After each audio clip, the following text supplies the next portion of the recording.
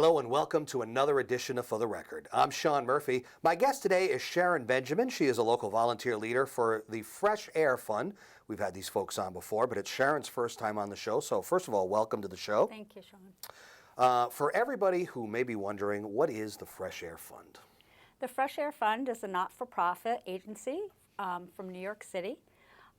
It's provided free summer vacations to more than 1.8 million New York City children from low-income neighborhoods since 1877. Wow, that far back, huh? Yeah. I know you can't go that far back yourself, but as far as the history goes, how was it decided, or way back then, that something like this was needed? Reverend Parsons just knew that there was a need. So he lived in Pennsylvania, and he asked his church members to provide free city vacations or free summer vacations. Right. And so he got the children from New York City to come, and that's how it started. When you think about it, you think, well, you can just, even if you're in New York, you can go outside. There's your fresh air. But it's not as simple as that. You are just looking at a bunch of concrete around you unless you can actually go to the country, right? Talk about that a little bit. Right. Yeah, there's a few parks in New York City, but for the most part, a lot of the children don't have that access. So we get them out of the city and we bring them to the suburbs and the rural parts. We bring them to Maine, in 13 cities between Maine and Canada and Virginia. And you know what? There's a lot of rural area there. You're not talking about if you go past Boston and stuff like that. I mean, there's some cities, but it's a lot of open country. People, it's amazing. You don't realize how much open space and land there is in this country, especially if you are kind of, locked up in the city, so to speak, and that's your only source of civilization, right? Yes. So as far as the history goes, if you're going back that far, and the Fresh Air Fund in general has been going on since then in some capacity or another, then things must be going well. It must be very successful. Oh yes, each summer over 4 million inner city children have been placed. And throughout the Fresh Air Fund's volunteer host family program. It's very, very profitable. Local volunteer leader, which is what you are, that's your title. What exactly does that mean? What do you do? I'm the chairperson for the local Fresh Air Fund. I'm also a fund rep, and I oversee the other chair people in our area. And I interview and I try to get people to be a Fresh Air Fund host family. So, Fresh Air Fund, we're learning what that is, but the Fresh Air Children, the definition of that would be the kids that you're taking out from, I know you say New York, but it could be from any inner city that you take them from and bring them to the country, right? Right, from one of the boroughs of New York City. Yeah, it could be anywhere. What has been their reaction? What has been their response to this? Is it like opening up a new world for them? And how do they respond? They respond very well. The children, they come, and a lot of times they've never been outside of New York City. A lot of these children are, the youngest are 6 years old, even at 10 years old. Some of these children have never slept over a friend's house. They've never been outside of their house. And they come to your house, and they've never seen grass before. Some of these kids have never even been to the park in New York City. They've never seen grass. That's unbelievable. Yeah, they've never climbed a tree. They've never swung on a swing set before. They've never gone in a boat or a canoe or ridden a bike. For people who may not be able to fathom why is it that? Do they just not leave their house, their apartment in the city? Is it because maybe, there's lots of reasons that you can think of, maybe a single parent where they're kind of working all the time, but what are some of the reasons? Exactly what you said. There's just a lot of times they don't have, even like the Empire State Building. Most of those children that live in New York City have never been to the Empire State Building. A lot of them have never been to Central Park. Whether it's free or costs money, a lot of them have never even been to the Toys R Us that's in New York City. So really no culture, no outside stimulus, if you will, at all. A lot of those kids just sit in their house, and a lot of them have the DSs, and they just sit in their house and they watch TV or play DSs all day long, and they do absolutely nothing. Yeah, that's babysitter material, right? Yeah. If you're just playing video games and watching TV, that keeps you busy, the kid, until the parents get home from work or until the parents can somehow give the kid some attention. And it sounds like it's not happening very Right. often. Right. It's unfortunate too. So you bring them out now. As big as Central Park is in New York, and it's pretty big, that's not good enough. You wouldn't consider that good enough. You really want to not get them to Central Park. You want to get them out of the city completely into, a part of the country where there is no city at all. Because even in Central Park, you'd be able to see buildings, right? Right. Right. And it's nice because you get them out and they see that there is a world beyond New York City and that there's opportunities beyond the city. And a lot of these children, they grow up and they decide to go to college, and they go to be teachers and social workers. A lot of them go to even work for the Fresh Air Fund and to be Fresh Air Fund host families themselves. So you're saying that after this experience, it totally opens up a new world for them. We knew that, but it can actually sort of mold maybe a career path for them after they experience this? Yes. Is that Yes. right? Yeah, we have a conference each year, and we have children who have been Fresh Air children that grow up, and they come back and they tell their stories, and we're in tears the whole weekend. It's just so amazing. But tears of joy, though, right? Tears of joy, yeah. It's just amazing, their stories. They go and they say that even I ride the bus each year. I escort the bus, and these kids have said to me, it should be mandatory that each child of the city has to be in the Fresh Air Fund, that they have to go through this experience because they would see that there is a world beyond the city. Yeah, and it totally changes their outlook on life It maybe in the does. future. Now, when you say they can start as young as maybe like 6-ish or something like 6. that, how does a child that young, I know the experience must be amazing for him, but how is that child able to articulate his experience once he does go someplace? What do they say, the real young ones?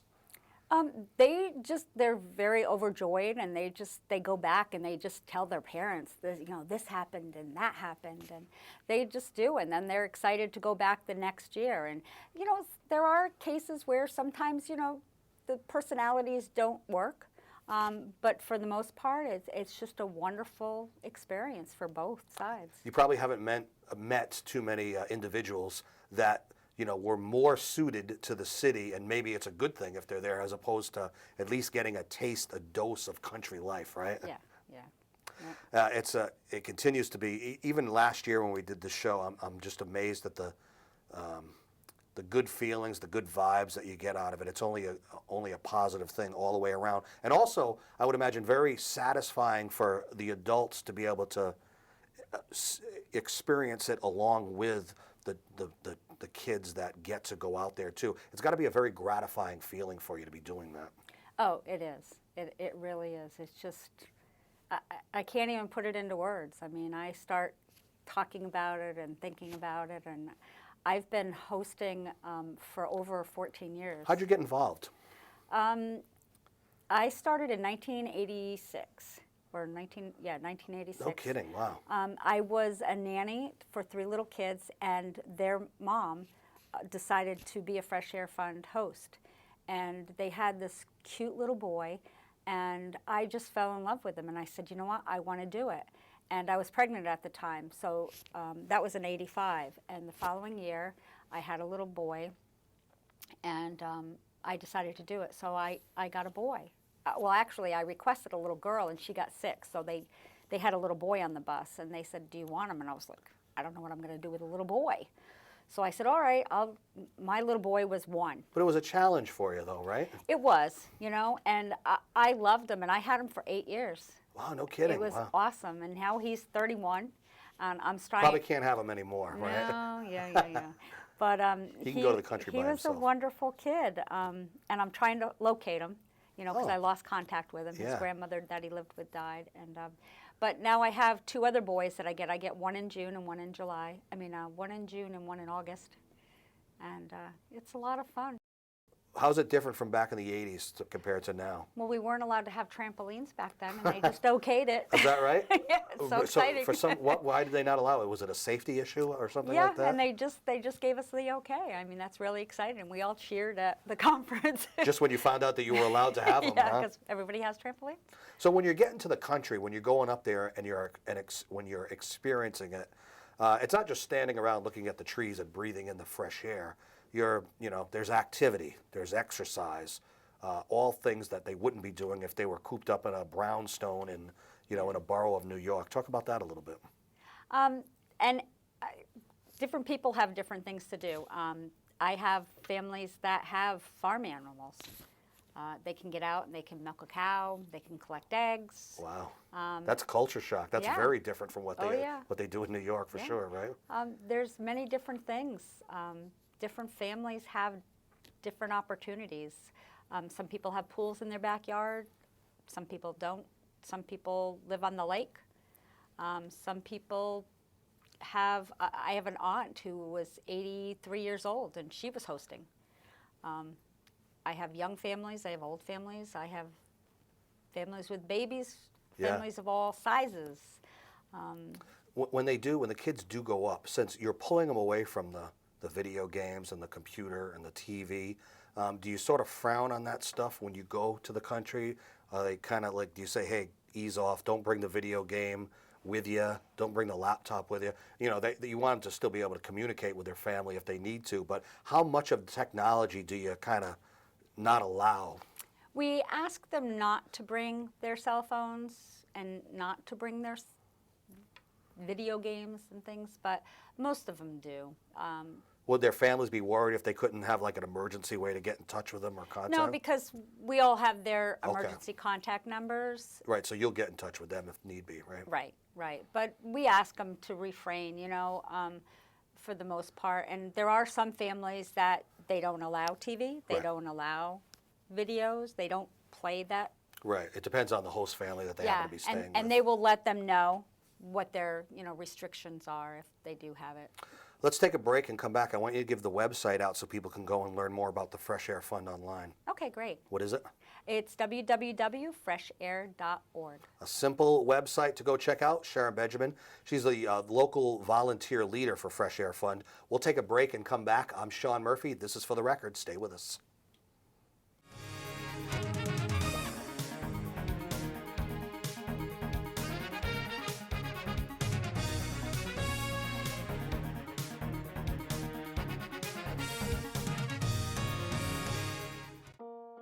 You were a kid once, right?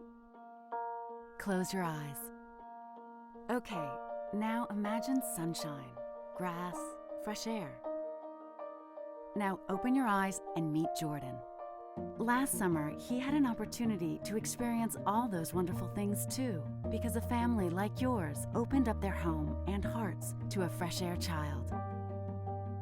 So who are the Fresh Air Kids? They're kids from all over New York City who want to take a break from the hot, noisy city streets. I'm a fresh air kid. I'm a fresh air kid. I'm a fresh air kid. I'm a fresh air kid. I'm a fresh air kid. Do you remember what summer was like as a kid? Those childhood memories have made you who you are today. Now you're a little older, a little wiser. So who can be a Fresh Air host? Anyone can be a Fresh Air Fund host. There's all different types of hosts. Anyone living outside of the city. Do I need to live in a mansion? Oh no, they don't have to live in a mansion. No, a Fresh Air Fund host does not need to live in a mansion. Hosting a child will not only create new memories for you and your family, but gives them something that you can't put a price on: happiness. Share the fun. Host a child this summer with the Fresh Air Fund. Welcome back to For the Record. I'm Sean Murphy. My guest today is Sharon Benjamin. She's a local volunteer leader for the Fresh Air Fund. We've talked about a lot. There's still, we kind of concentrated on the kids aspect of it. Let's stay with the kids a little bit more before we go to the host families. And one of the questions I had, and you touched on it in the beginning a little bit, but the age of the kids, like when they start out and I mean, you said you had one for like 8 years or so, or something like that. What's the early age, the early end on that? The children are ages 6 through 18 that you can get, and you can pick the gender of them. On their first time visit, they're between 6 and 12. Once you get them, like if you have a 12-year-old, you can keep them through age 18. How are the children? Is there a vetting process to see if they're an appropriate candidate to be someone who would go on one of these ventures? Yes, yes. They go through a series. They have to be referred to from an agency, and there's some federal guidelines. Right. Usually there's low-income guidelines. Right. That's they what I have was to figuring reach. based Yeah. on income level, right? Yep. So let's switch over to the families that would be hosting, because we did a lot of the kid talking and the experience for them. But as far as hosting a fresh air child, what are you looking for in the families? Obviously, the location is pretty important, right? But just for the sake of actually being more country-esque than being in the city, right? No, not really. No? Well, I mean, don't you get the experience more the more rural you can be, I would imagine? Because you talked about some families that literally had farm animals, right? Right, but no, there's no requirements, just their willingness to take a child. That's and the big part. And that's That probably is. the toughest part. just someone willing to open their hearts and their homes to a child and just show the child some love, What is usually the motivation behind a family that decides to host? Is it they just want to experience it too? Do they want to give an inner city child a chance? What is their reasoning for it? Because you've worked with a lot of these families for a long time now. Oh yeah, and it's wonderful for me to be able to interview them because I get to meet them firsthand, and I get to really, I become friends with them, And you kind of have to for the children's sake, right? Yeah, and it's nice for me to know firsthand exactly where I'm placing these children. That I see firsthand that they are being in a safe environment. And you've been doing it long enough where I would imagine you probably have sort of a keen insight to be able to get the vibe and know whether there'll be some chemistry between this host family and the child that'll be going there, because obviously that's important, right? That is important, but unfortunately, I've never met these children.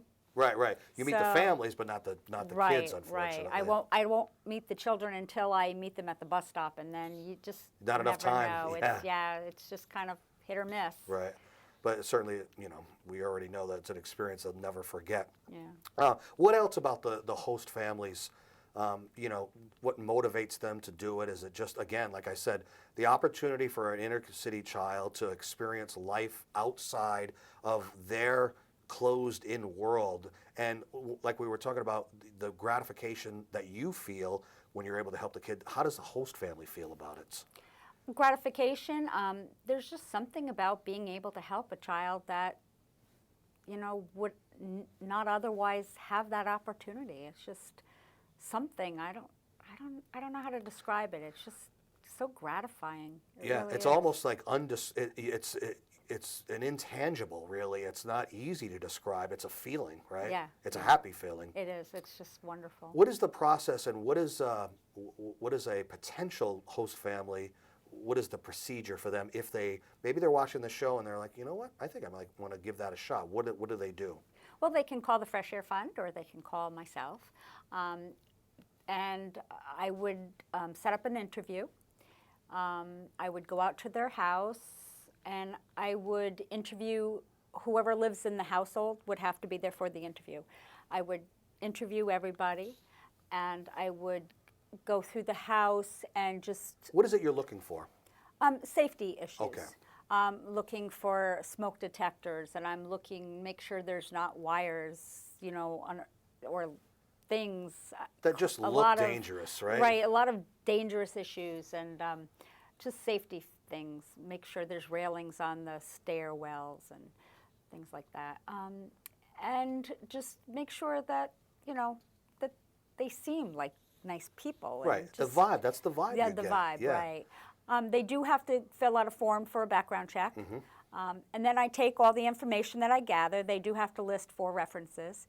And then we do, between the background check and the references, we check that out.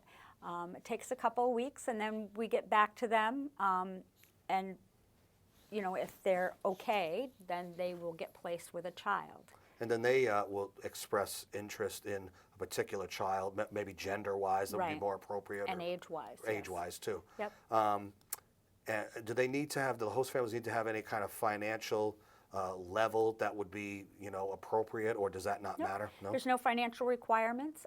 They do not get paid to be a Fresh Air Fund host family. And there are no requirements at all, just someone willing to open their hearts and their home. What are, you know, what are questions that parents of the children that will be going to stay in these homes, what kind of questions would they be asking as far, aside from the general, you know, where is my child going? What's the family like? Is it those kinds of questions? Well, there is on the application, there is a place where the family that fills out the application would put what they like to do. Okay. If there's any particular thing about the family, like the restrictions, like if they don't like to watch TV, or if they don't allow this, or if there's any religious restrictions, so Right. that the family would know that.